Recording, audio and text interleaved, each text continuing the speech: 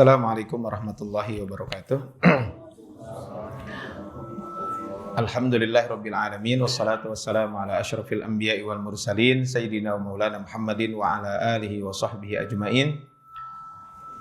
Qala Allah ta'ala fil Qur'anil Karim, a'udzu billahi minasyaitonir rajim. Qad aflaha man zakkaha wa qad khaba man dassaha.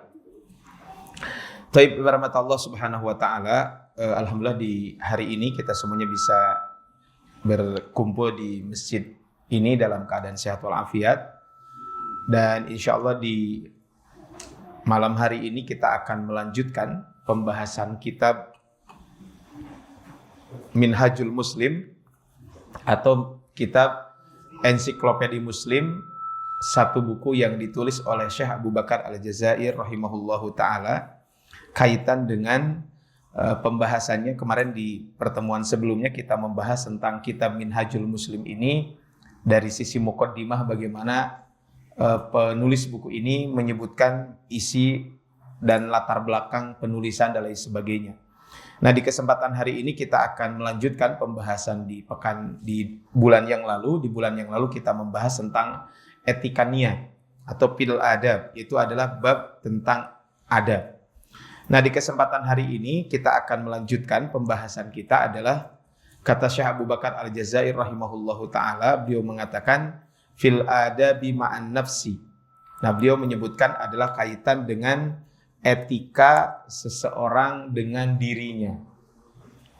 Nah, Bapak rahmat Allah Subhanahu wa ta'ala, kalau kita berbicara tentang bab ini, bab tentang etika seseorang dengan dirinya ini, di pertemuan sebelumnya saya sampaikan bahwa yang namanya akhlak itu bukan hanya hubungan antara kita dengan orang lain. Yang namanya akhlak itu adalah hubungan antara kita sebagai makhluk dengan Allah Subhanahu wa ta'ala, termasuk juga adalah hubungan antara kita sebagai makhluk dengan sesama makhluk yang lain. Itu yang disebut dengan akhlak. Nah, di pertemuan sebelumnya saya sampaikan bahwa ketika berbicara tentang akhlak ini, maka ada akhlak kepada Allah, ada akhlak kepada Rasul, ada akhlak juga kepada diri sendiri, termasuk juga nanti ada akhlak kita dengan sesama makhluk yang lain. Nah, hari ini sebagaimana disebutkan oleh Syekh Abu Bakar Al-Jazair rahimahullahu ta'ala, bahwa beliau akan membahas tentang apa? Tentang fil adabi ma'an nafsi, etika dengan diri, gitu ya. Ini yang disampaikan oleh beliau. Jadi beliau akan membahas tentang fil adabi ma'an nafsi, etika kita bersama diri. Nah, Bapak rahmat Allah Subhanahu wa ta'ala, kalau kita berbicara tentang manusia, ketika kita berbicara tentang kita sebagai manusia, ketika ditanya siapakah kita, gitu ya, maka manusia itu adalah satu. Manusia itu adalah sebagai makhluk. Artinya kalau makhluk itu kan sesuatu yang diciptakan. Nah, di antara sifat makhluk itu adalah, pertama, makhluk itu adalah, namanya makhluk yang diciptakan, itu adalah dhaifun. Dia itu sifatnya lemah. Kemudian yang namanya makhluk itu di samping lemah, makhluk juga kalau kita berbicara tentang apa? Tentang makhluk ini, di samping makhluk itu adalah lemah, maka makhluk juga adalah jahilun. Tidak tahu gitu asalnya. Ketika kita berbicara tentang makhluk ini. Nah, yang pertama itu, kita ini makhluk. Yang kedua adalah kita ini makhluk yang kedua adalah ketika berbicara tentang makhluk adalah, pertama makhluk. Yang kedua mukallafun. Kita ini adalah makhluk yang diberikan beban. Maksudnya kita ada perintah dari Allah Subhanahu wa taala dan lain sebagainya.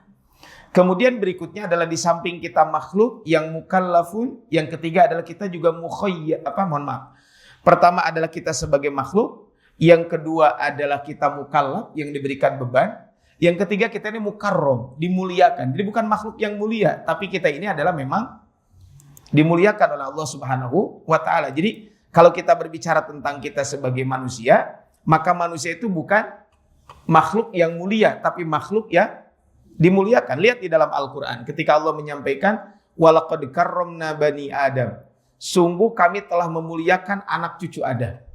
Artinya ketika berbicara tentang memuliakan, berarti aslinya manusia itu bukan makhluk mulia, tapi dimuliakan. Lihat ayat-ayat Al-Quran yang berbicara tentang manusia. Manusia diciptakan dari apa? dari tanah. Nah, atau dalam ayat lain mengatakan dari air, dari dari air mani. Kan dalam Al-Qur'an mimma immahin, air yang hina. Tetapi manusia itu bisa mulia kapan? Ketika dia itu apa? Tadi mukallafun tadi. Dia diberikan beban, dengan beban itu akhirnya apa? Dia bisa menjadi ahsani taqwi. Karena dia menjadi makhluk tadi adalah jadi mukarramun, dimuliakan. Kenapa? Karena beban ketika dia melakukan kebaikan-kebaikan itu. Nah, kemudian berikutnya, setelah kita tadi manusia itu adalah makhluk yang mukallafun, kemudian juga tadi mukarramun, maka kita tuh mukhayyarun, diberikan pilihan. Nah, ini adalah nyambung dengan apa yang kita bahas di kesempatan hari ini. Kita ini diberikan pilihan. Makanya di dalam Al-Quran, fa'alhamaha fujuraha wa taqwaha. Ada potensi baik, ada potensi buruk, itu manusia. Nah, terakhir adalah manusia itu adalah makhluk yang mujizzaun, akan diberikan balasan. Nah, di sini Syekh Abu Bakar Al-Jazair rahimahullahu taala mengatakan al-faslul khamisu. Bab ke-5. Fil adabi ma'an nafsi, kaitan dengan etika seseorang dengan dirinya. Nah, ketika beliau menyebutkan tentang etika seseorang dengan dirinya, yu'minul muslimu, kata beliau, seorang muslim meyakini. Apa keyakinannya? Bi anna sa'adatahu fi kilta hayataihi, bahwa sesungguhnya kebahagiaan dia, ya. Jadi orang mukmin meyakini bahwa sesungguhnya kebahagiaan dalam dua kehidupannya, maksudnya adalah kehidupan dunia dan akhirat, itu bahwa apa? Mauqufun ala mada ta'dibihi nafsihi. Jadi seorang mukmin itu dia meyakini bahwa apa? Bahwa kebahagiaan dia baik itu di dunia ataupun di akhirat itu bergantung kepada apa? Sangat bergantung kepada sejauh mana etika dia terhadap dirinya. Jadi ini sangat tergantung dengan dirinya sejauh mana. Ini kata Syekh Abu Bakar Al-Jazair rahimahullahu taala. Wa tatyibiha wa tazkiyatiha wa tathhiriha. Sejauh mana etika dia terhadap diri, sejauh mana dia menghiasi dirinya, sejauh mana dia mensucikan dirinya. Ini adalah yang disampaikan oleh Syekh Abu Bakar Al-Jazair rahimahullahu taala. Kaitan dengan ini. Kama anna saqa'aha manutun bifasadiha. Sebagaimana kata beliau bahwa kebahagiaan tergantung sejauh mana dia membersihkan diri, begitu juga sejauh mana dia ini akan menjadi orang yang celaka, baik itu di dunia ataupun di akhirat, sejauh mana orang itu apa? Bagaimana dia berinteraksi dengan apa? Dengan dirinya, berarti kalau dia mengotori dirinya. Nah, ini adalah Syekh Abu Bakar Al-Jazair rahimahullahu taala ketika menyebutkan ini. Nah, menariknya Syekh Abu Bakar Al-Jazair ini, beliau menyampaikan poin sedikit, baru setelah itu menyampaikan dalil yang begitu banyak. Kaitan dengan apa? Kaitan dengan bahwa kebahagiaan manusia itu tergantung kepada dirinya. Artinya apa? Apakah dia termasuk orang yang tazkiyatun nafs, membersihkan diri, atau dia termasuk yang mengotori diri? Nah, makanya Syekh Abu Bakar Al-Jazair kemudian beliau mengutip ayat Al-Quran di dalam apa? Beliau mengutip ayat Al-Quran di dalam surat apa? Di dalam ayatnya insya Allah kita hafal semua. Ya. Ini ayatnya adalah di dalam surat Asy-Syams ayat 9 dan ayat ke-10. Kita hafal semua ayatnya. Di dalam ayatnya disebutkan fa'alhamaha fujuraha wa taqwaha. Artinya apa Bapak yang rahmat Allah Subhanahu wa taala? Kata Allah, sungguh beruntung orang yang mensucikan jiwa itu, dan sungguh merugi orang yang mengotorinya. Di sini ada ungkapan qad aflaha man zakkaha. Sungguh beruntung orang yang telah mensucikan jiwanya. Kemudian wa qad khaba man dassaha. Sungguh merugi orang yang mengotorinya. Artinya apa? Di sini ada ungkapan qad aflaha. Kalau qad aflaha kan berarti berbahagia. Artinya kalau berbahagia kan beruntung. Maka di sini disebut dengan al-muflih, orang yang berbahagia. Ketika dia bisa tazkiyatun nafs, membersihkan diri. Artinya apa? Membersihkan diri berarti apa? Kemarin saya sampaikan ketika berbicara tentang akhlak, kan inti akhlak itu apa? At-takhalli, ya, anir rodail, membersihkan diri dari sesuatu yang buruk, itu adalah At-takhalli anir rodail itu adalah kalau kita berbicara tentang tentang tentang akhlak itu mensucikan diri dari segala potensi buruk. Kemudian wat-tahalli bil fadhail, dan menghiasi diri dengan segala potensi yang baik. Nanti insya Allah itu akan kita bahas ya, tentang at-takhalli dengan at-tahalli ini. Qad aflaha man zakkaha wa qad khaba man dassaha. Nanti kita akan membahas setelah kita berbicara tentang etika kepada diri sendiri, kemudian etika kepada siapa? Nanti ada etika kepada orang secara umum. Nah, kemudian baru nanti ada etika dengan apa? Akhlak sabar. Artinya orang yang membersihkan diri itu siapa? Orang yang soburun. Orangnya adalah yang dia penyabar. Artinya berarti apa? Seorang yang penyabar itu berarti apa? Berarti dia itu adalah sedang mensucikan diri. Siapa orang yang sedang mensucikan diri? Orang mensucikan diri berarti apa? Contohnya syakurun, orang yang bersyukur. Raufun, rahimun, orang yang bahasa kitanya welas kasih gitu ya. Ini kan kalau kita berbicara tentang ini, maka apa? Maka ini sekali lagi adalah ini berbicara tentang apa? Tentang qad aflaha man zakkaha wa qad khaba man dassaha. Ini ayat pertama yang disampaikan oleh Syekh Abu Bakar Al-Jazair rahimahullahu taala. Nah, kemudian berikutnya adalah beliau menyebutkan ayat lain. Ayatnya adalah di dalam surat Al-A'raf ayat ke-40 sampai 42. Ini bagaimana kaitan dengan kebahagiaan orang itu di dunia dan di akhirat, sejauh mana dia punya etika kepada diri. Bagaimana sejauh mana menghiasi diri, mensucikan jiwa. Sementara kesengsaraan itu kebalikannya.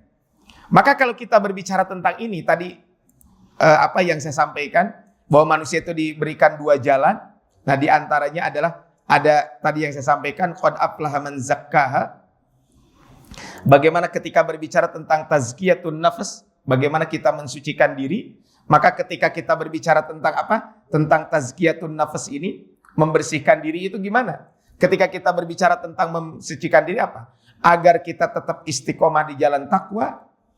Kan disebutkan di dalam Al-Quran, fa'alhamaha fujuraha wa taqwaha, maka hendaklah kita tazkiyah, mensucikan diri dari segala dosa. Nah, ketika kita mensucikan diri ini, maka apa? Maka disinilah tadi yang disampaikan di dalam ayat, qad aflaha man zakkaha. Sungguh berbahagia orang yang mensucikan dirinya. Jadi qad aflaha man zakkaha wa qad khaba man dassaha. Ini adalah ayat yang pertama yang disampaikan oleh Syekh Abu Bakar Al-Jazair rahimahullahu taala kaitan dengan bab ini. Nah, ayat kedua yang beliau sampaikan adalah lihat nanti di dalam surat Al-A'raf ayat ke-40 sampai 42. Ini juga sama tentang tazkiyatun nafs dengan apa? Dengan tentang tazkiyatun nafs. Nah, kalau kita lihat tadi qad aflaha man zakkaha wa qad khaba man dassaha. Ini adalah berarti muflih.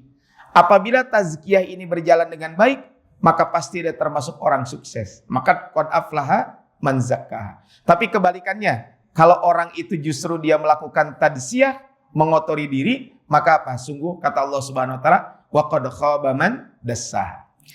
Baik, ayat kedua kita lihat surat Al-A'raf ya, ayat 40 sampai 42. Innal ladzina kadzdzabu bi ayatina. Sesungguhnya orang-orang yang mendustakan ayat-ayat kami. Artinya berarti orang ini adalah dia mendustakan ayat-ayat Allah Subhanahu wa taala. Wastakbaru anha, dan dia sombong kaitan dengan ayat-ayat ini. Jadi orang-orang yang menyombongkan diri. Apa kata Allah Subhanahu wa taala dalam ayat ini? Disebutkan la tufattahu lahum abwabus sama wa la yadkhulunal jannata hatta yalijal jamatu fi sammil jamalu fi sammil khiyat. Sekali-kali tidak akan dibukakan baginya pintu-pintu langit dan tidak pula mereka masuk surga. Jadi orang yang sombong, orang yang mendustakan ayat-ayat kami, maka mereka itu tidak akan dibukakan pintu-pintu langit. Kan kalau di dalam Al-Quran disebutkan, di antara kebahagiaan di dalam kehidupan dunia itu apa? Walau anna ahlal qura amanu wattaqau lafatahna alaihim barakatim minas sama'i wal ard. Kalau di sini disebutkan Allah tidak akan bukakan buat mereka pintu-pintu langit. Nah, ini kan berarti kebahagiaan di dunia. Kemudian apa? Wala yadkhulunal jannata. Mereka itu tidak akan dimasukkan ke dalam surga. Hatta yalijal jamalu fi sammil khiyat. Ya, jadi mereka itu tidak akan dimasukkan ke dalam surga. Sampai kapan? Kecuali unta itu masuk ke lubang jarum. Kira-kira mungkin nggak? Kan ini sesuatu yang tidak mungkin. Maksudnya apa? Ketika Allah menyampaikan sampai unta masuk ke liang jarum ini menunjukkan adalah sesuatu yang mustahil terjadi. Kan ini maksudnya ayat ini adalah mengatakan seperti itu. Kemudian kata Allah, wa kadzalika najzil mujrimin. Begitulah kami balas untuk orang-orang yang mujrim. Mujrim itu orang yang berbuat dosa. Kan ini berarti apa? Orang yang mengotori diri. Mirip dengan wa qad khaba man dassaha. Itu ayat ke-40. Coba lihat ayat ke-42-nya. Walladzina amanu, adapun orang-orang yang beriman, wa amilus solihat, dan dia mengerjakan amal soleh, la nukallifu nafsan illa wus'aha. Kami tidak memikulkan kewajiban kepada mereka kecuali atas dasar kesanggupannya. Ulaika ashabul jannah hum fiha khalidun. Baginya surga, ya, mereka itu adalah penghuni surga, mereka kekal di dalamnya. Jadi kalau tadi surat Asy-Syams itu adalah orang yang mensucikan diri dia bahagia, orang yang mengotori diri dia merugi. Kalau dalam ayat ini orang yang kafir berarti kan dia apa? Mengotori diri. Orang yang beriman berarti dia mensucikan diri. Ini ayat yang kedua yang disampaikan oleh Syekh Abu Bakar Al-Jazair rahimahullahu taala. Begitu juga di dalam surat Al-Asr. Hafal semua ayatnya, wal asri, demi waktu asar atau demi waktu. Innal insana lafi khusr. Kata Allah, seluruh manusia itu, sesungguhnya manusia itu benar-benar berada dalam kerugian. Kata para ulama di sini, al-insan, seluruh manusia. Hukum asalnya kalau lihat dari ayat ini, mereka tuh berada dalam kerugian. Maka illa, kecuali. Siapa? Orang beriman, mengerjakan amal soleh, saling menasihati dalam kebenaran dan saling menasihati dalam kesabaran. Artinya apa? Ini berarti orang yang tidak akan rugi itu adalah orang yang tadi memanfaatkan kesempatannya dengan tazkiyatun nafs, membersihkan jiwa. Kemudian setelah menyebutkan 3 ayat, maka Syekh Abu Bakar Al-Jazair beliau menyebutkan hadis Nabi sallallahu alaihi wasallam. Dalam sebuah hadis disebutkan, kullukum yadkhulunal jannah. Kalian itu semuanya akan masuk surga. Illa man aba, kecuali yang menolak, kecuali yang enggak mau. Ketika ditanya, para sahabat bertanya, wa man ya'ba ya Rasulullah? Memang ada gitu orang yang enggak mau masuk surga? Kata Rasulullah menjawab, Rasul menjawab, man ata'ani dakhalal jannah. Siapa yang mentaatiku, dia akan masuk surga. Berarti kan tazkiyatun nafas, membersihkan diri, dia akan dimasukkan ke dalam surga. Tapi kata beliau, wa man asani faqad aba. Tapi orang yang bermaksiat kepadaku, niscaya dia itu menolak untuk enggan masuk surga. Nah, ini adalah kalau kita berbicara tentang ini. Kemudian hadis Nabi mengatakan, ini hadisnya panjang aslinya. Ini kan hadis berikutnya, ini adalah hadisnya cukup panjang memang. Tapi di akhir hadis Rasul mengatakan, kullun nasi yaghdu. Setiap orang itu berangkat, beraktivitas. Pagi hari itu orang semuanya beraktivitas. Tapi orang beraktivitas itu ada 2. Faba'i'u nafsahu. Ada orang-orang yang menjual dirinya. Artinya dia beraktivitas di hari itu. Maka ketika dia beraktivitas, famu'tikuha. Ada yang aktivitasnya itu adalah yang memerdekakan dirinya, maksudnya dia menyelamatkan diri dari api neraka.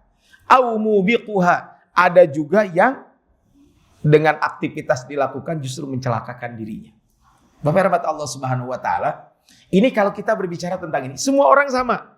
Pagi hari bangun, jamnya sama 24 jam sehari. Ada yang tazkiyatun nafas, dia memerdekakan diri dengan mensucikan diri, akhirnya dia orang yang sukses. Tapi ada yang mencelakakan diri. Bapak rahmat Allah Subhanahu wa taala, kalau kita lihat kaitan dengan bab ini kan orang sama-sama melakukan aktivitas. Tapi ada aktivitas yang mengantarkan ke surga, ada aktivitas yang mengantarkan ke neraka. Ada tadi pertanyaan menarik, Pak. Saya tadi ada satu kajian. Di kajiannya adalah tentang betapa banyaknya jalan kebaikan. Ini sebenarnya buku yang ditulis oleh Imam Nawawi, yaitu adalah di kitab Riyadhus Shalihin. Di bab 13 itu adalah babun fi bayani kasrati turukil khair. Maka saya bilang, coba sekarang tuliskan di handphonenya masing-masing atau ditulis, kalau yang bawa buku saya bilang tulis di buku masing-masing, sebutkan 10 kebaikan yang dilakukan dari pagi sampai saat ini. Kemudian ada yang nyeletuk. Gini nanyanya. Kalau seorang istri minta uang ke suami, apakah itu kebaikan? Kira-kira kebaikan atau bukan, Pak? Keburukan. Versi bapak-bapak keburukan. Kata ibu-ibu ada kebaikan, Ustaz. Kenapa? Kan kewajiban suami itu menafkahi istri. Ya, terus yang kedua nanti sebagian akan saya sodakohkan. Ya, saya bilang nggak salah juga karena Rasul mengatakan dalam sebuah hadis. Jadi katanya apa? Kalau kita pingin rantai amal itu nggak putus. Jadi Rasul mengatakan, jadi bisa jadi ini 1 gelas, Pak. 1 gelas ini yang dapat pahala banyak mungkin aja. Atau mungkin kalau di sini kan suka kalau Ramadan ada buka puasa ya, bukber ya. Kan ketika bukber itu kan yang berkontribusi banyak. Bisa jadi satu butir kurma itu yang dapat pahala itu mungkin bisa 5-6 orang. Minimal 3 orang dalam hadis itu disebutkan. Kata Rasulullah, seorang suami bekerja. Jadi kalau ada seorang wanita menginfakkan harta dari uang suaminya, dari uang keluarganya, maka yang akan dapat pahala itu apa? Suaminya, karena dia telah bekerja. Istrinya, karena telah menginfakkan sebagian hartanya. Kalau dia khazin itu punten. Kok jadi nama Ustadz Khazin saya sebutin. Mohon doanya Bapak Ibu. Salah seorang Ustadz dulu beberapa kali ngisi di Masjid Ar-Rahman ya. Itu beliau beberapa kali ngisi di masjid itu, sedang dirawat di Jakarta ya beliau beberapa hari yang lalu, tiba-tiba sakit di Depok, kemudian sekarang berada di rumah sakit Jakarta. Al-Khazin itu kan disebutkan, khazin itu sebenarnya penjaga, Pak. Maksudnya apa? Penjaga itu mungkin pun kadang diterjemahkan pembantu. Jadi suami bekerja punya duit, dikasih ke istrinya untuk dikelola. Istrinya menginfakkan. Contohnya apa? Untuk buka puasa. Maka dititipkan punten, yang nganterinnya mungkin punten. Kalau dia punya drivernya yang nganterin ke masjid. Atau dia kalau punya khodimah, pembantu, maka pembantunya yang nganterin ke masjid. Berarti apa yang dapat pahala siapa? 3 orang kan? Nah makanya kalau istri minta uang ke suami, ya bisa jadi pahala kalau niatnya itu. Tapi bisa juga saya bilang kalau niatnya nggak benar jadi dosa juga. Artinya kan ini tergantung tazkiyah dengan tazkiyah dengan tadi saya sampaikan. Antara tazkiyah dengan apa? Antara tazkiyatun nafas dengan apa? Dengan tadzkiyah. Makanya ini Pak, kalau kita lihat tentang tazkiyah dengan tadzkiyah, kan ini tazkiyah dengan tadzkiyah. Ini beda tipis. Ini syakurun, orang bersyukur, orang sabar, kan? Awwab, kan orang sabar. Maksudnya ajula, orang yang tergesa-gesa. Orang yang di sini dzaluma, orang yang zalim dan lain sebagainya. Ini adalah kalau kita berbicara tentang tadi. Maka kata Rasul, orang sama beraktivitas tapi ada yang menyebabkan masuk surga, tapi ada juga yang menyebabkan masuk neraka. Naudzubillah min dzalik. Ini kata Syekh Abu Bakar Az-Zair mengutip 2 hadis Nabi. Nah, artinya apa? Kenapa beliau menyebutkan ayat Quran yang tadi, 1 masuk surga, 1 masuk neraka, 1 mensucikan, 1 mengotori? Karena di awal tadi saya ulangi apa yang beliau sampaikan. Seorang muslim mengimani bahwa kebahagiaan di dunia dan di akhirat tergantung sejauh mana dia berbuat terhadap dirinya sendiri, menghiasi, mensucikan jiwa. Sementara kesengsaraan tergantung kerusakan dan kekotoran jiwa. Ini poin pertama yang beliau sampaikan. Ya, berikutnya kata beliau, seorang muslim mengimani, kata beliau, kama yu'minul muslim. Jadi yang pertama dia meyakini bahwa apa? Kebahagiaan itu tergantung sejauh mana etika kita kepada diri kita. Yang kedua kata beliau, kama yu'minul muslim bi anna ma tutahhiru alihi nafsu wa tazku huwa hasanatul iman wal amalus shalih. Seorang mukmin juga meyakini, seorang muslim meyakini bahwa apa? Dasar kebersihan dan kesucian jiwa adalah iman dan amal soleh. Jadi kalau kita simpulkan dari seluruh yang tadi disampaikan, itu adalah yang akan membersihkan diri kita itu apa? Iman dan amal soleh. Makanya iman ini kalau di dalam iman ini menjadi pokok yang sangat utama. Ya, iman itu kalau ada dalam satu buku itu ketika membahas tentang hadis Jibril, hadis yang rukun iman, rukun Islam, dan rukun ihsan. Itu disebutkan iman itu adalah komitmen moral. Makanya saya pernah sampaikan di satu tempat, saya bilang kalau negeri pingin aman, maka perkuat keimanan. Jadi kalau negeri pingin aman, pingin maju, perkuat keimanan. Kenapa? Karena kalau orang beriman pasti aman lingkungannya. Kenapa orang beriman itu lingkungannya akan aman? Karena orang beriman dia meyakini tentang apa? Tentang hari akhirat. Sehingga dia tidak akan macam-macam. Orang beriman tidak mungkin mengambil hak orang lain. Di dalam satu buku Al-Adhkar yang ditulis oleh Imam Nawawi. Imam Nawawi itu punya buku namanya Al-Adhkar. Itu adalah kumpulan zikir-zikir. Jadi kalau Bapak Ibu ingin baca buku kumpulan zikir, itu bisa baca bukunya Imam Nawawi. Itu bukunya cukup bagus, Pak. Zikirnya lengkap. Walaupun memang ada beberapa hadis yang lemah ya. Maksudnya lemah tapi tidak sampai palsu. Sampai kemarin itu saya baca kalau kesemutan bacanya apa gitu. Kalau apa? Orang Sunda apa namanya, Pak? Kalau telinga berdenging itu apa? Ketorekan atau apa? Kan ada ya. Nah, itu ada gitu ya. Riwayat-riwayat dari para sahabat Nabi SAW. Nah, di dalam satu babnya itu Imam Nawawi itu menyebutkan, Pak, ada seorang sahabat yang dituduh merampas tanah oleh seseorang sampai ke pengadilan. Nah, cuman kan mungkin nggak punya bukti-bukti dalam konteks surat menyurat gitu ya. Tapi apa coba yang beliau sampaikan? Beliau menyampaikan begini. Demi Allah katanya, saya tidak mungkin melakukan ini. Kenapa? Karena saya pernah mendengar hadis Nabi SAW. Hadisnya apa? Man qata al-ardu shibran. Siapa yang mengambil tanah satu jengkal dulman dengan cara zalim. Jadi mengambil tanah satu jengkal, Pak, dengan cara zalim. Satu jengkal tapi panjangnya 100 meter kan sama Pak, jadi 100 jengkal. Saya satu jengkal, Pak. Satu jengkal dengan cara zalim, apa kata Rasulullah? Maka nanti di hari kiamat akan dikalungkan 7 lapis bumi. Jadi saya tidak mungkin melakukan itu. Sehingga kalau orang-orang membaca hadis ini, saya yakin tidak akan ada sengketa tanah. Iya kan? Di kota Bandung itu, Pak, ada tanah kuburan, Pak, disengketakan. Terkagok, Pak. Ini kuburannya udah penuh, Pak, disengketakan, Pak. Padahal kan kalau sudah jadi kuburan kan mau diapain juga gitu ya. Tanah kuburan jadi sengketa. Nah kemudian akhirnya apa? Ya akhirnya dia mengatakan begini. Kalau seandainya orang menuduh saya ini dusta, saya doakan semoga dia buta dan meninggal di tanah tersebut. Dan benar, Pak, akhirnya orang itu meninggal. Jadi sebelum meninggal itu dia buta, kemudian ada lubang, dia masuk ke lubang dan meninggal di situ. Nah ini kan menunjukkan apa? Karena keimanan. Makanya iman itu komitmen moral. Nah kemudian Islam itu komitmen operasional. Dalam konteks maknanya di sini adalah amal soleh. Disebut amal soleh itu apa? Ya umum tadi. Kalau kita berbicara tentang amal soleh apa? Dengan keimanan dia sabar, dengan keimanan dia bersyukur, dengan keimanan dia jujur, dengan keimanan dia menjadi orang yang terpercaya. Ini yang tadi disampaikan qad aflaha man zakkaha. Dia apa? Dia sabar, kemudian dia soduk, amin, halim, rahim, dan seterusnya. Ini kenapa? Karena dia keimanan itu. Sedangkan penyebab kekotoran dan kerusakan jiwa adalah sayyiatul kufri wal ma'asi. Yang mengotori jiwa itu adalah kekafiran dan kemaksiatan. Ini yang disampaikan oleh Syekh Abu Bakar Al-Jazair. Jadi intinya, Pak, nanti detailnya tentang maksudnya akhlak-akhlak tadi yang disebutkan akhlak kepada diri itu yang sifatnya adalah nanti amalia hati kita, itu nanti akan dibahas secara khusus. Nanti ada akhlak yang baiknya, ada akhlak yang buruknya. Nah, akhlak baik itu sumbernya dari iman dan amal soleh. Sedangkan akhlak buruk sumbernya adalah dari kemaksiatan dan kekafiran. Makanya setelah itu Syekh Abu Bakar Az-Zari menyebutkan ayat di dalam surat Hud ayat 114. Kalau Bapak Ibu pingin baca surat Hud ini, kata Rasulullah, sayyabatni hudun wa akhwatuha.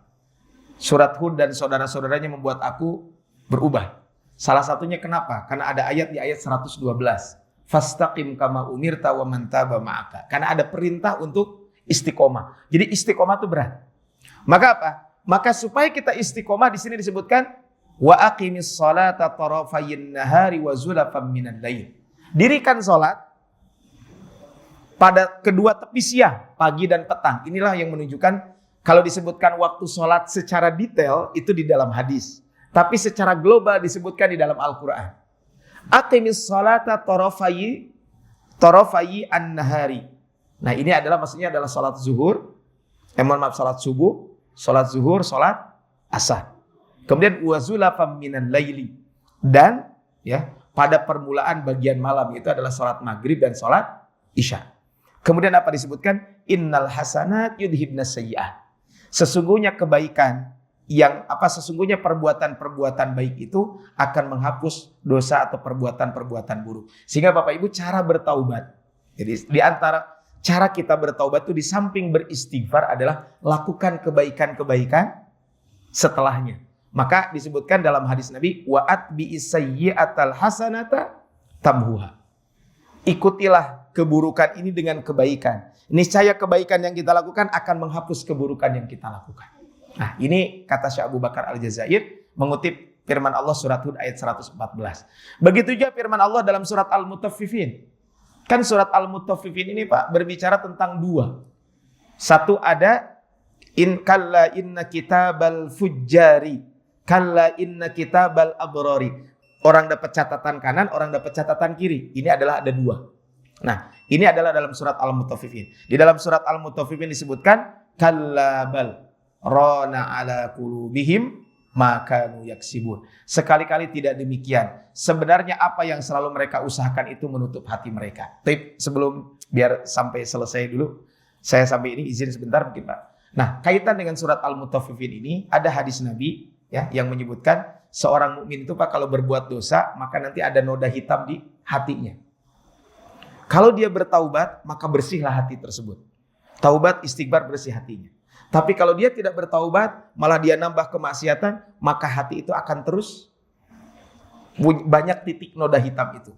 Padahal karron, semakin bertambah titik-titik itu, itulah yang disebutkan dalam bahasa Al-Quran adalah ar-ron.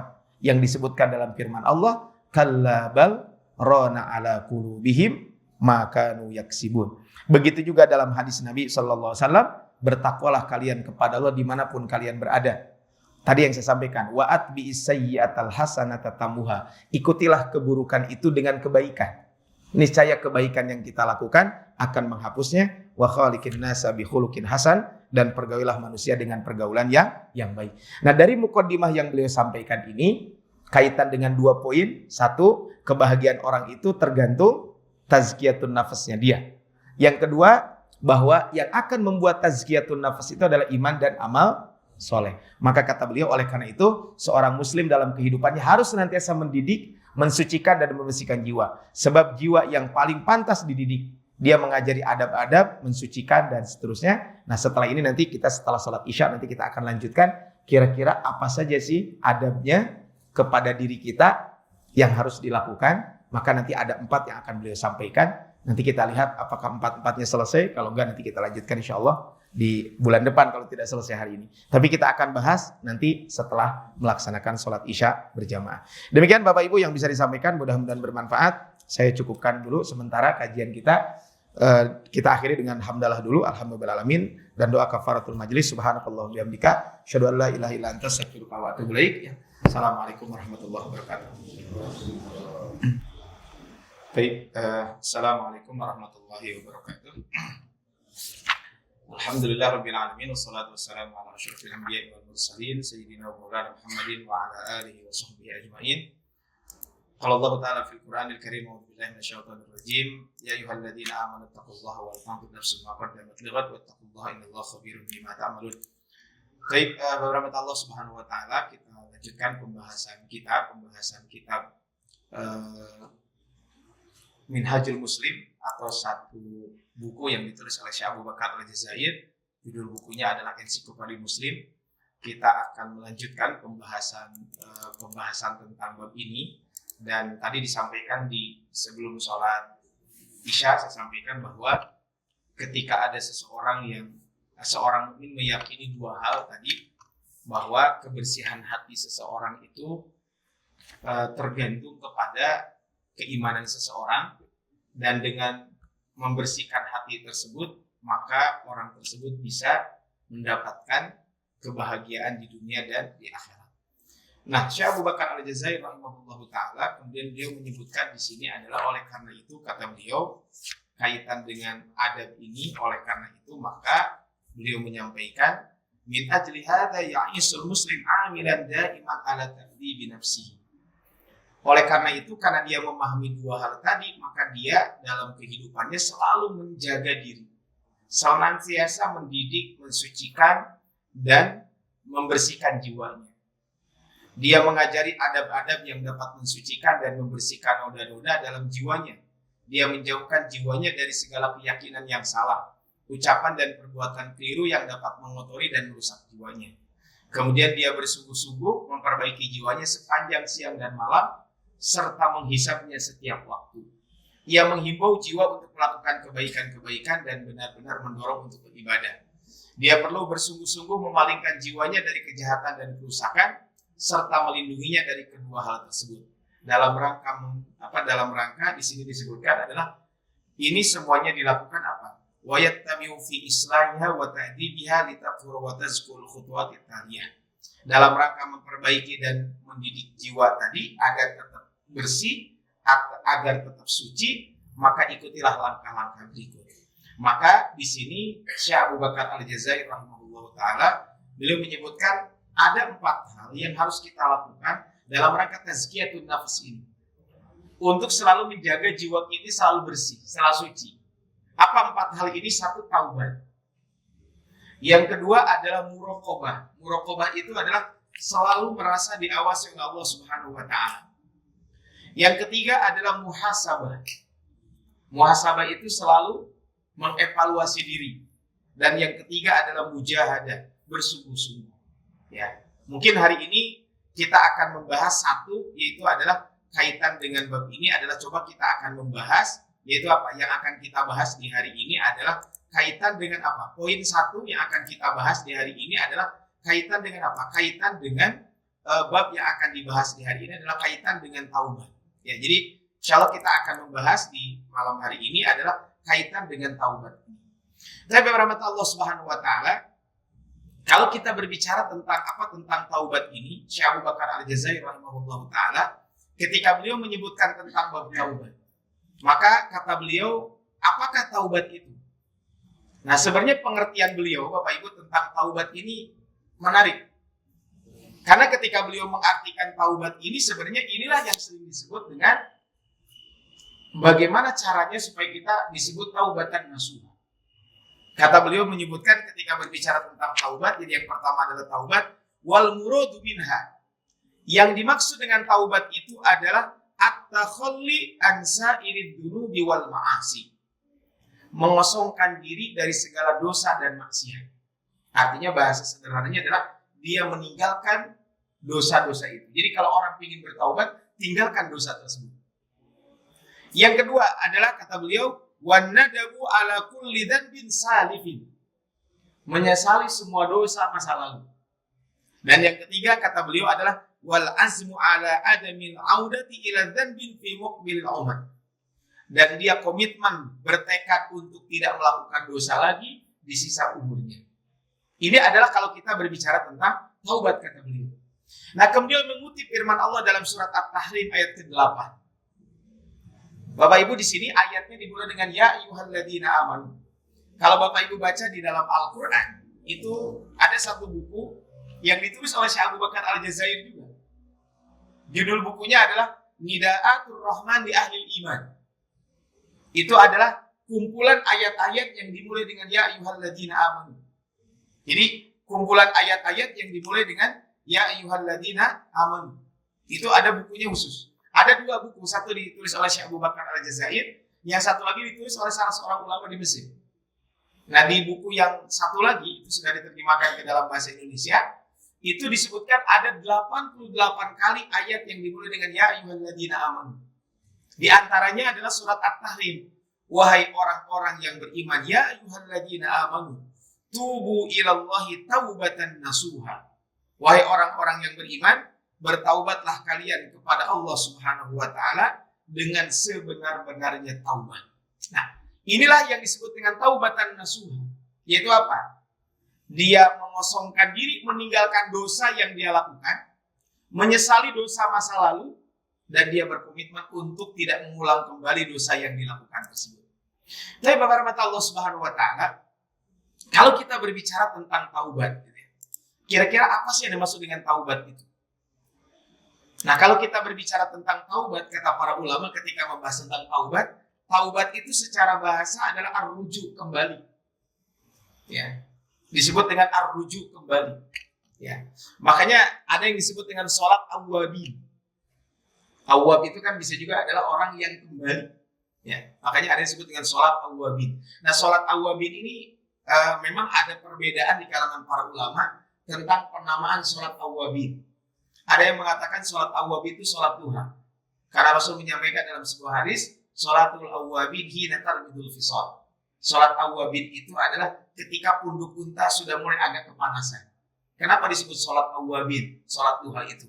Karena orang sedang sibuk mencari maisha, tapi dia masih kembali kepada Allah dengan melaksanakan sholat. Nah, ada sebagian ulama mengatakan sholat awwabin itu adalah sholat 6 rakaat yang dilakukan antara maghrib dan isya. Jadi sholat maghrib, kemudian setelah itu adalah berzikir, kemudian ba'diyah isya. Nah, setelah itu ada sholat 6 rakaat, itu disebut dengan sholat awwabin. Dalam mazhab Imam Syafi'i disebutkan, itu disebut dengan sholat ghaflah. Kenapa disebut sholat ghaflah? Karena biasanya kan maghrib itu orang sedang asyik apa? Ya mungkin menikmati makan gitu ya, kumpul keluarga, tapi dia justru beribadah kepada Allah Subhanahu wa taala. Nah, maka di sini taubat itu apa? Ar-ruju, orang yang kembali. Karena asal manusia itu apa? Kullu mauludin yuladu 'alal fitrah. Orang itu kan asalnya bersih, suci. Nah, ketika ada orang terjerumus kepada dosa, maka apa? Maka kemudian apa? Orang tersebut kembali kepada Allah Subhanahu wa taala. Nah, taubat itu apa? Kembali dari kondisi jauh dari Allah menuju kedekatan kepada Allah. Atau pengakuan atas dosa, penyesalan, berhenti dan tekad untuk tidak mengulangi kembali di masa yang akan datang. Ini mirip dengan yang disampaikan oleh Syekh Abu Bakar Al-Jazair dengan bahasa lain. Nah, pertanyaannya Bapak Ibu, kenapa kita ini harus bertaubat? Kan ini pertanyaannya, kenapa kita harus bertaubat? Pertama, kita ini harus bertaubat karena memang manusia ini pasti berdosa.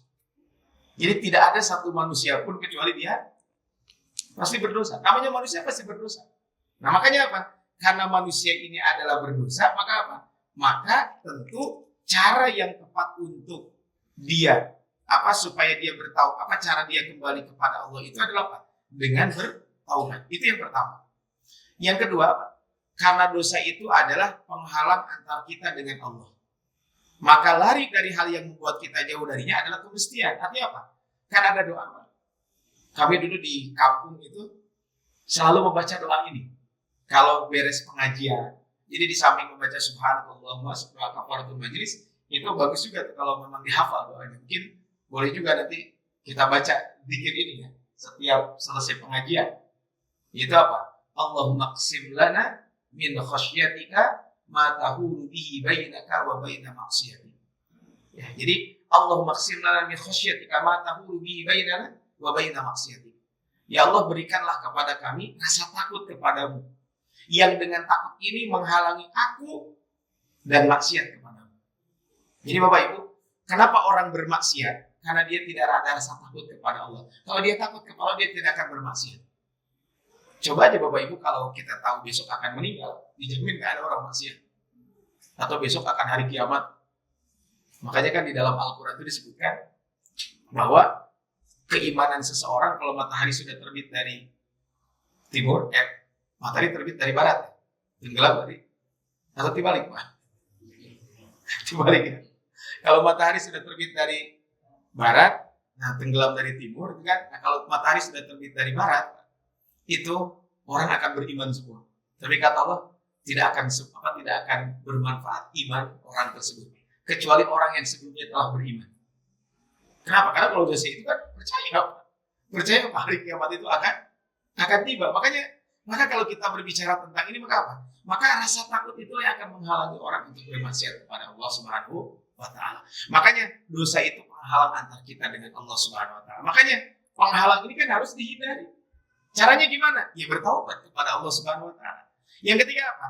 Karena dosa itu akan membawa kehancuran. Bapak Ibu, cepat atau lambat dosa itu akan membawa kehancuran. Maka mereka yang berakal pasti akan segera menjauhi dosa tersebut. Itu yang namanya dosa pasti akan membawa kehancuran. Cepat atau lambat dosa itu sendiri akan membawa kehancuran. Kalau nggak di dunia, di akhirat pasti. Tapi di dunia banyak orang-orang yang dengan dosa itu apa? Membawa kehancuran. Ada satu buku yang ditulis oleh Dr. Sayyid Muhammad Nuh. Judul bukunya adalah Afatun ala Thoriq. Afatun ala Thoriq itu adalah, ya kalau bahasa kita mah apa? Bahasa bebasnya ya. Afatun ala Thoriq itu adalah penghalang-penghalang kesuksesan di jalan. Jadi dia yang akan menghalangi kita. Nah, itu sebenarnya penyakit-penyakit hati. Itu di situ ada 30 lebih penyakit yang disebutkan. Nah, ketika beliau menyebutkan penyakit itu apa? Di antaranya adalah penyakit-penyakit itu berdampak.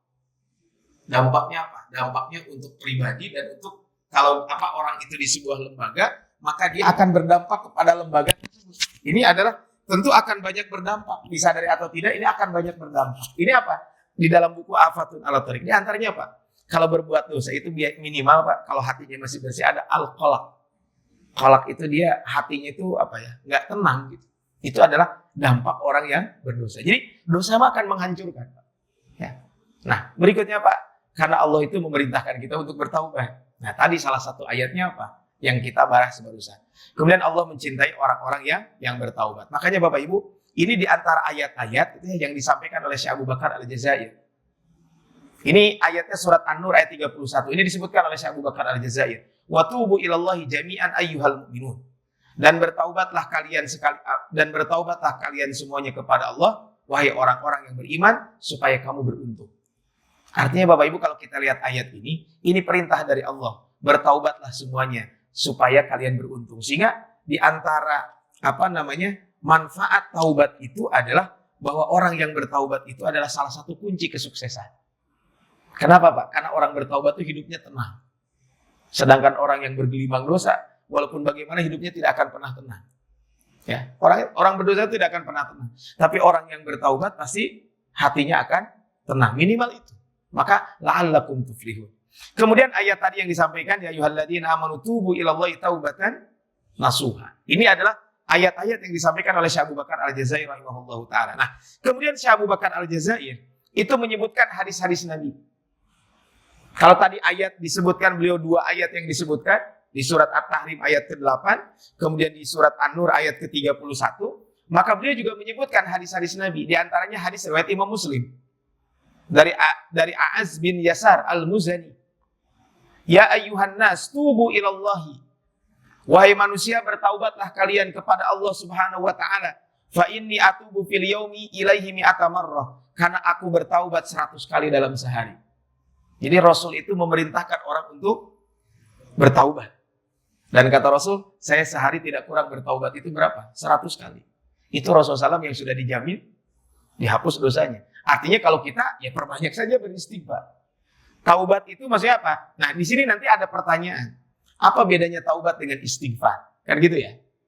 Kan apa bedanya taubat dengan istighfar? Nah Bapak Ibu, kalau kita berbicara tentang taubat dan istighfar ini, apa sih kira-kira perbedaannya gitu ya, antara taubat dengan istighfar? Nah, kalau kita berbicara tentang istighfar itu ada 2. Ada istighfar yang berdiri sendiri, astaghfirullah.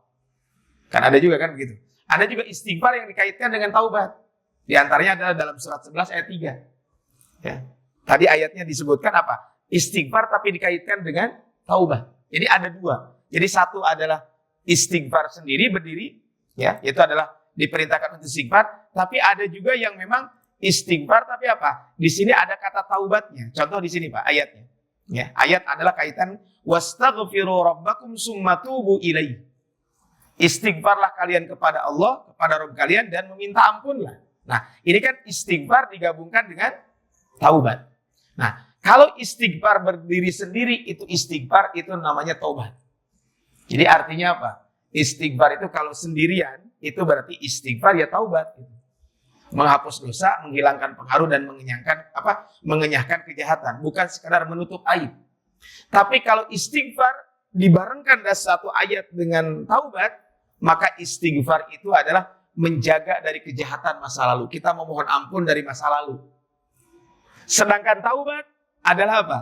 Menjaga dari masa lalu plus berkomitmen untuk tidak mengulangi lagi di masa yang akan datang. Itu bedanya. Jadi taubat itu adalah kita menjaga dari masa lalu dan komitmen untuk tidak mengulang kembali di masa yang akan datang. Itu tadi yang saya sampaikan kaitan dengan istighfar ini. Maka disebutkan dalam sebuah hadis tadi, Rasulullah SAW itu adalah fa inni atubu fil yaumi mi'ata marrah. Jadi misalnya beliau beristighfar itu tidak kurang dari 100 kali. Wallahi inni la astaghfirullah wa atubu ilaih. Demi Allah, aku memohon ampun kepada Allah dan bertaubat kepadanya tidak kurang dari 70 kali dalam sehari. Karena ada lafaz istighfar, subhanallah wa bihamdihi astaghfirullah wa atubu ilaih. Jadi astagfirullahaladzim wa atubu ilaih. Itu ada riwayat seperti itu. Jadi lafaz istighfar itu silakan kamu astagfirullahaladzim wa atubu ilaih ataupun Allahumma anta rabbi dengan sayyidul istighfar itu silakan. Perbanyaklah istighfar. Kemudian juga ini di hadis Nabi SAW yang disampaikan juga oleh Syekh Abu Bakar Al-Jazair. Di sini ada hadis Nabi SAW mengatakan bahwa Allah itu sangat gembira terhadap hambanya yang mau bertaubat.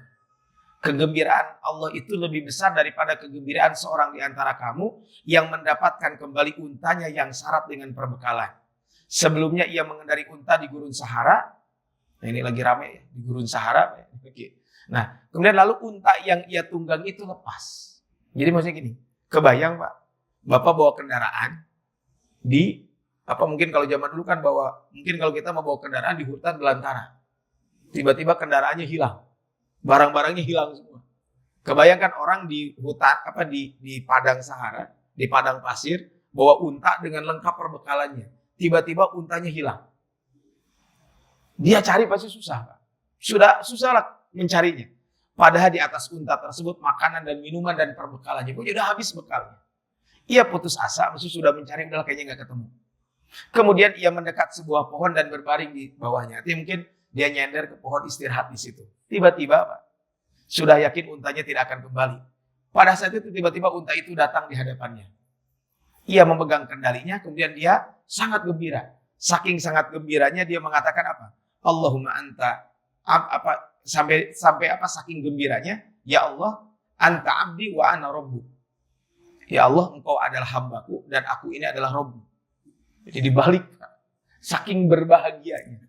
Kebayang itu Pak mungkin. Ada bapak-bapak yang pernah kehilangan sesuatu yang sangat berharga. Terus kapang ide Pak. Kan kebayangkan senengnya gitu. Nah, Allahumma anta abdi wa ana rabbu. Kemudian kenapa dia melakukan itu? Maka dia melakukan itu adalah karena salah. Ya, jadi disebutkan bahwa karena dia mengucapkan itu bukan karena kesegaran, tapi itu adalah memang karena salah dia mengucapkan itu. Maka ini Bapak Ibu bagaimana taubat Allah SWT akan menerima taubat seorang hamba itu. Maka dalam hadis Nabi yang lain mengatakan bahwa Allah Subhanahu wa taala itu adalah terus membukakan pintu taubat itu kapanpun, tidak akan pernah berhenti. Di siang hari Allah bukakan pintu taubat buat siapa? Buat orang yang berdosa di malam hari. Di malam hari Allah bukakan pintu taubat untuk orang yang berbuat dosa di siang hari. Ini adalah kalau kita berbicara tentang ini. Sehingga Bapak Ibu, makanya taubat itu jangan ditunda-tunda. Bahkan ini kalau kita bertaubat pasti Allah akan mengampuni. Kita tahu Pak kisah pembunuh 99 orang kan. Itu bagaimana Allah mengampuni dosa orang tersebut. Begitu juga disebutkan dalam sebuah hadis, orang itu tidak akan pernah puas dengan dunia. Walam yamla'u fahu illa turab. Tidak akan ada yang bisa menutup mulutnya kecuali debu. Maksudnya angan-angan di dunia itu dia akan tertutup kecuali dengan kematian. Tapi di akhir hadis disebutkan wa yatubullahu ala man taba. Allah pasti akan menerima taubat seseorang tersebut. Nah, tetapi taubat itu ada batasannya, Pak. Kapan batasan taubat itu? Batasan taubat itu adalah bagi personal setiap orang itu beda-beda. Yaitu apa? Sampai dia sakaratul maut. Selama dia belum sakaratul maut, pintu taubat masih terbuka. Saya tadi kaget, tetangga ya, samping rumah saya, hari Senin yang lalu terjatuh. Memang udah sepuh sih, udah penyakit gulanya udah tinggi banget, udah bolak-balik ke rumah sakit. Persis rumahnya di belakang rumah mertua saya, tempat tinggal saya sekarang. Itu persis di situ. Tadi barusan meninggal dunia ya. Kita doakan mudah-mudahan Allah mengampuni dosa-dosanya, dan saya bersaksi beliau orang baik. Beliau termasuk ahlul masjid, ahli pengajian ketika beliau masih sehat gitu ya. Nah, tapi kan tadi kalau sudah sakaratul maut kan orang sudah tidak terbuka lagi pintu taubat. Itu satu. Tapi bagi seluruh manusia, itu pintu taubat itu kapan? Pintu taubat itu tertutup kalau matahari sudah terbit dari barat. Jadi kalau matahari sudah terbit dari barat itu adalah pintu taubat tertutup. Makanya jangan ditunda-tunda kalau kita berbicara tentang bab ini. Tapi Bapak rahmat Allah Subhanahu wa taala, sebagai penutup dari saya adalah ini mungkin tambahan aja, sebenarnya tidak disebutkan oleh Syekh Abu Bakar Al-Jazair, karena Syekh Abu Bakar hanya menyebutkan hadis-hadis Nabi Shallallahu alaihi wasallam. Maka apa? Apa sih buahnya kalau kita bertaubat? Maksudnya apa yang akan kita dapatkan Bapak Ibu kalau kita bertaubat? Pertama, orang yang bertaubat itu mendapatkan kecintaan Allah. Ayatnya insya Allah hafal semua. Innallaha yuhibbut tawwabina wa yuhibbul mutatahhirin. Allah mencintai orang yang bertaubat, dan Allah Subhanahu wa taala juga mencintai orang-orang yang bersuci. Nah, bersuci ini kan maknanya dua, bersuci dari najis dan bersuci juga dari dosa. Yang kedua adalah orang itu mendapatkan nikmat dari Allah saat di dunia. Ini di dalam surat Nuh Bapak Ibu, 29 ayat 10 sampai ayat ke-12 itu secara khusus Allah menyebutkan bahwa bagaimana balasan yang akan Allah berikan kepada orang-orang yang bertaubat. Faqultu astaghfiru rabbakum innahu kana ghaffara yursilis sama 'alaikum midrara wa yumdidkum bi amwalin wa banin wa yaj'al lakum jannati wa yaj'al lakum anhara. Jadi balasan di dunia. Yang ketiga tadi sudah disebutkan ayatnya, surat At-Tahrim ayat ke-8, dihapus dosa dan mendapat ganjaran surga. Digantikan kejahatan dengan kebaikan. Jadi orang yang bertaubat itu Pak, kejahatannya adalah akan diganti. Maksudnya apa kejahatan yang dilakukan itu maka apa? Akan diganti dengan pahala yang besar di sisi Allah Subhanahu wa taala, kaitan dengan kalau ada orang siapa? Orang tersebut jika dia bertaubat kepada Allah Subhanahu wa taala. Ini adalah yang ke-5. Yang ke-6 adalah jalan menuju kebahagiaan. Tadi sudah disebutkan dalam surat An-Nur. Dan tentu adalah orang yang bertaubat itu adalah hatinya akan bersih. Saqula qalb wa taharatu wa radha'atuhu. Jadi hatinya akan bersih. Inilah yang kita bahas. Jadi maka bagaimana bersihnya hati? Kan hati mungkin karena terkena dosa tadi. Makanya Syekh Abu Bakar Al-Jazair tadi di kitab itu sebelum membahas tentang etika itu maka apa? Maka beliau mengatakan ada hadis Nabi SAW yang beliau sampaikan. Orang itu kan kalau berbuat dosa hatinya akan ada noda kan. Nah, artinya bagaimana caranya? Yaitu dengan bertaubat kepada Allah Subhanahu wa taala. Nah, terus apa saja Bapak Ibu yang akan mendorong kita untuk taubat? Hal-hal yang akan mendorong kita untuk taubat itu adalah pertama Pak, kita harus mengetahui hakikat taubat itu seperti apa. Tadi sudah disampaikan bahwa taubat itu kan ada 3 yang harus dilakukan. Meninggalkan dosa, berkomitmen untuk tidak mengulang, dan apa? Dan dia apa? Kalau kata Syekh Abu Bakar tadi apa? Meninggalkan dosa, komitmen untuk tidak mengulang, dan menyesali dosa. Itu kan syarat untuk hakikat taubat itu. Kalau dosanya dengan manusia ditambah 1, mengembalikan haknya. Ini kan mengembalikan haknya. Nah, kemudian yang kedua Pak, apa yang harus dilakukan supaya orang itu segera bertaubat, mendorong bertaubat, merasakan dampak dari dosa yang dilakukan. Ini adalah kalau kita berbicara tentang dosa ini maka apa? Maka dia ini apa? Harus merasakan istisyaru awaqibid dzunub. Ada kisah Pak, bukan kisah, ada hadis Nabi mengatakan begini. Innal abda la yahrumur rizqa bidzanbin yusibuhu.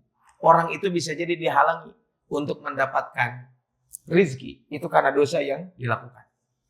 Sehingga ada perkataan salafus soleh mengatakan, kata beliau, kalau saya punya dosa Pak, itu dampaknya tuh lihat di istri dan kendaraan saya. Jadi maksudnya punten Pak, bukan. Jadi dabah itu kan dulu kan kendaraannya dalam bentuk binatang. Jadi binatangnya bisa diatur. Makanya mungkin bisa jadi kenapa gitu ya? Kok ini anak tanda petik gitu ya? Kok rada susah diatur? Mungkin salah satunya kita juga harus introspeksi kepada diri kita. Jangan-jangan gara-gara dosa yang dilakukan. Apa dosanya? Di antaranya adalah bisa jadi mungkin ngasih makan ya tidak halal, kan kaitan dengan bab ini. Ada orang Pak, disebutkan di dalam buku yang ditulis oleh Dr. Said Muhammad itu, ada orang berbuat dosa, dosanya kecil, tapi dia sebulan nggak bisa tahajud. Kenapa? Kata dia, saya lihat orang nangis, terus terbesit dalam hati, kayaknya dia pura-pura nangisin. Kata dia, saya tidak bisa bangun malam selama 1 bulan. Artinya dampak dosa itu bisa jadi ke ibadah juga berpengaruh. Karena tadi kan ibadah itu kan kaitannya dengan hati, kan hati bersih rajin ibadah. Kalau hati kotor ya susah. Makanya kata para ulama, bagaimana supaya kita bisa bangun subuh? Bagaimana supaya kita bisa bangun malam? Salah satunya adalah di siang hari apa yang dilakukan? Sedikitkan dosa. Sebelum tidur ya bertaubat kepada Allah. Karena kan banyak Pak orang tidurnya jam 8 tapi bangunnya jam 7. Mereka tidur jam 8 malam tapi bangunnya jam 6. Ada juga kan. Sekarang gini, kalau di Indonesia kan kalau malam Kalau subuh sekarang agak malam dikit ya. Tapi Pak nggak semalam di negara Arab. Negara Arab kadang sampai jam 3. Apalagi di negara-negara Eropa. Subuhnya ada kadang subuhnya jam 2 gitu. Di Saudi itu kadang di waktu-waktu tertentu kan isyanya jam 8, jam setengah 9. Ya, jam 8, setengah 9 itu baru isya. Kebayang di kita nggak ada Pak isya setengah 9. Paling mentok di kita jam berapa? Jam setengah 8 ya. Itu udah mentok banget itu. Setengah 8 itu udah paling mentok. Nah ini tapi kan tapi di negara Arab gitu Pak. Kalau musim dingin Pak. Di Turki itu saya kemarin pas musim dingin. Subuh jam 6, setengah 7 Pak. Bukan jam 6. Subuh setengah 7. Di setengah 7 teh. Jadi kalau kita bangun jam 6 Pak. Masih bisa tahajud Pak. Di Bandung Pak jam genep udang. Sudah lewat.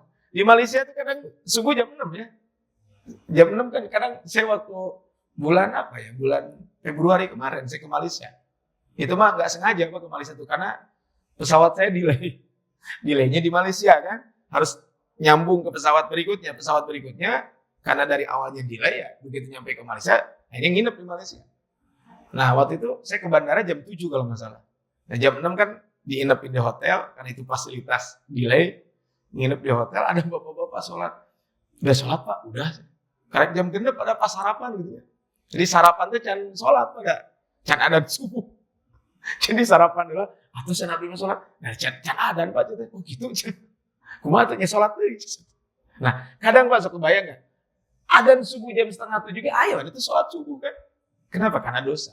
Meninggalkan teman dan lingkungan yang tidak baik. Maksudnya apa? Kalau kita sulit Pak. Mungkin gini. Kalau kita sulit bertaubat, bagusnya apa? Pindah ke lingkungan yang lebih baik. Kan kisahnya tentang 99, kisah orang yang membunuh itu kan. Pindahlah kamu ke tempat itu. Kan artinya ada kalanya kita juga harus pindah. Walaupun nggak mesti ya. Ini maksudnya supaya kita, kalau saya tetap di situ, bagi saya tidak kuat. Lebih baik pindah. Membaca Al-Quran dengan tadabbur, kemudian jangan lupa perbanyak doa Pak. Ya. Di antara doa yang diajarkan di dalam Al-Quran itu kan banyak ya. Kaitan dengan taubat, berdoa tentang supaya kita dimudahkan taubat, mengetahui keagungan Allah dan mengingat yang namanya kematian. Maksudnya ingat Pak, kematian bisa datang kapanpun.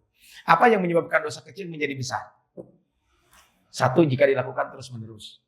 Yang kedua, jika seorang melakukan dosa tanpa diketahui orang lain, kemudian dia menceritakan. Nah ini hati-hati Pak. Jadi dosa yang paling di antara dosa besar itu adalah Allah menyembunyikan keburukannya di malam hari, di siang hari dia upload di medsos. Ayo nama gitu mungkin banyak. Kan zaman dulu mah gak musim upload ya. Tapi bisa jadi dia upload di medsos. Jadi ada orang bermaksiat tapi bangga dengan kemaksiatan yang dilakukan. Jika yang melakukan orang alim yang menjadi panutan. Maksudnya gini, orang yang berilmu, tokoh masyarakat melakukan dosa terang-terangan, itu dosanya akan berbeda dengan orang biasa. Kenapa? Karena kalau orang biasa berdosa tidak akan ada yang ngikutin. Tapi kalau yang menjadi panutan, maka ya kita semuanya kan sebagai orang tua kan. Kalau orang tua berbuat dosa kan yang ngikutinnya apa Pak? Ya kalau punya anak 5 berarti kan anaknya 5-5-nya kan bisa saja ada yang mengikuti ini. Tapi Pak ada beberapa poin ini tentang taubat ini ya. Mungkin ada beberapa pertanyaan yang memang sering disampaikan tentang taubat ini. Apakah sudah bertaubat dari dosa tertentu perlu bertaubat lagi? Maksudnya gini Pak, ada orang melakukan dosa, bertaubat terus dosa deui, apakah perlu taubat? Iya, dia harus mengulang lagi taubatnya. Bila ia menunda taubat maka perlu bertaubat lagi, itu dari penundaan taubat tersebut. Jadi apakah kalau sudah bertaubat dari dosa tertentu perlu bertaubat lagi? Iya, perlu. Kalau dia melakukan dosa yang lain atau dosa yang sama. Maka taubat perlu segera. Taubat yang bersifat umum, taubat dari dosa yang diketahui dan yang tidak diketahui. Jadi dosa itu kan mungkin Bapak Ibu yang suka baca zikir pagi dan sore, Allahumma inna na'udzubika min an nusyrika bika syai'an na'lamu wa nastaghfiruka lima la na'lamu. Kemudian yang kedua Pak, ini ada apakah taubat dari satu dosa dianggap sah sementara dosa lain masih tetap dilakukan? Ya maka sah taubatnya. Sedangkan ada orang yang bertaubat dari apa? Ada 2 dosa yang berbeda. Dia taubat dari dosa ini tapi yang ini belum taubat ya. Yang ini mah tetap diterima taubatnya, tapi dosa ini tetap dia bertaubat Dia berdosa. Taubat dari riba tapi dia masih minum khamar. Benar dia taubat dari riba tapi judol masih gitu kan repot juga. Tapi biasanya judol dengan pinjol ini ibarat 2 keping mata uang Pak, selalu berbarengan terus itu. Banyak sekarang kasus begitu. Orang bertaubat dari riba fadl tapi dia meragukan, tapi tetap melakukan riba nasiah. Ya taubat yang ininya diterima, tapi yang ininya adalah ya tetap dia harus bertaubat dengan dosa yang berbeda. Apakah syarat sahnya taubat itu tidak kembali melakukan dosa yang sama? Kan tadi, di antara taubatan nasuha itu kan ada 3. Komitmen untuk tidak mengulang dosa tersebut. Nah terus gimana? Dia udah komitmen tapi terjerumus lagi. Ya taubat deh.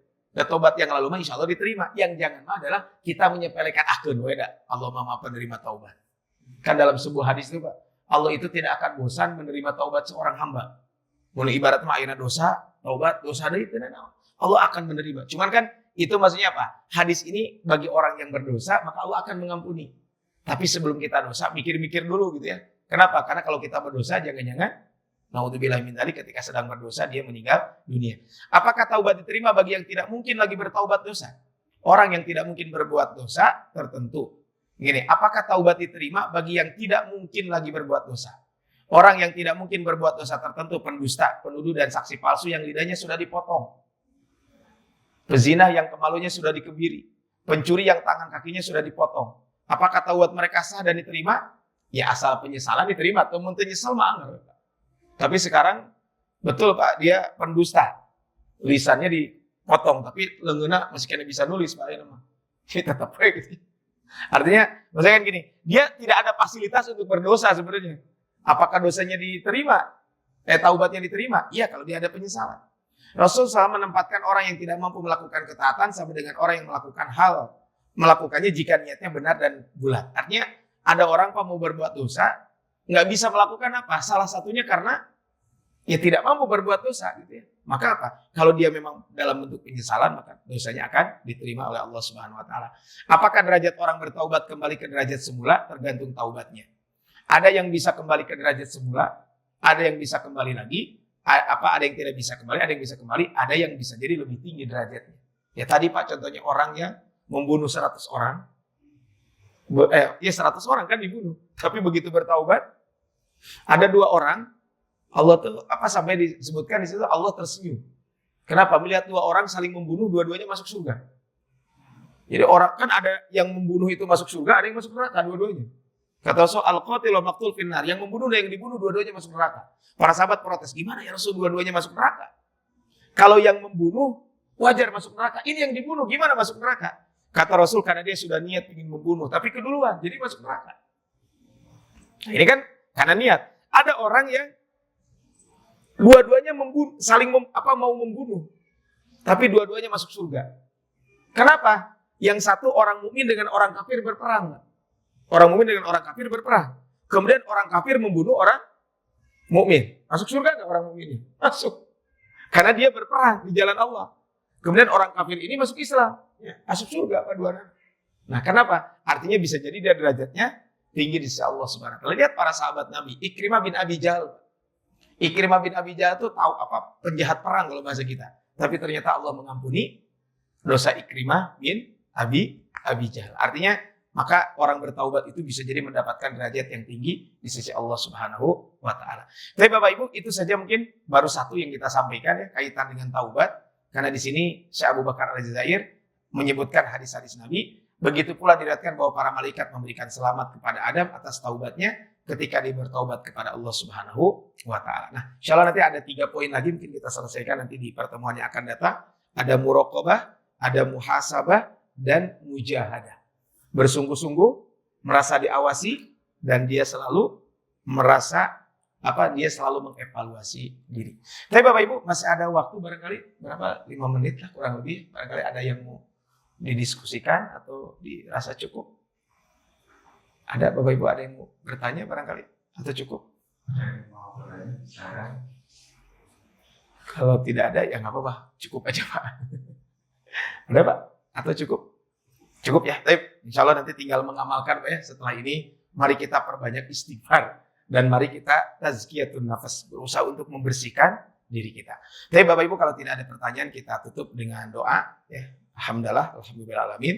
Dan doa kafaratul majlis, subhanakallahumma bihamdika, asyhadu an la ilaha illa anta astaghfiruka wa atubu ilaik. Kemudian doa, Allahumma qsim lana min khasyatika ma tahulu bihi baina wa baina ma'siyatik, wa min ta'atika ma tuballighuna bi jannatak, wa minal yaqini ma tuhawwinu bi alaina masa'ibad dunya, wa mati'na Allahumma bi asma'ina wa absarina wa quwwatina ma ahyaitana, waj'alhu waritha minna waj'al tha'rana 'ala man zalamana wa la tusallit 'alaina bidunubina man la yakhafuka warhamna. Rabbana atina fid dunya hasanah wa fil akhirati hasanah wa qina adzabannar. Wa akhiru da'wana alhamdulillahi rabbil alamin. Assalamualaikum warahmatullahi wabarakatuh.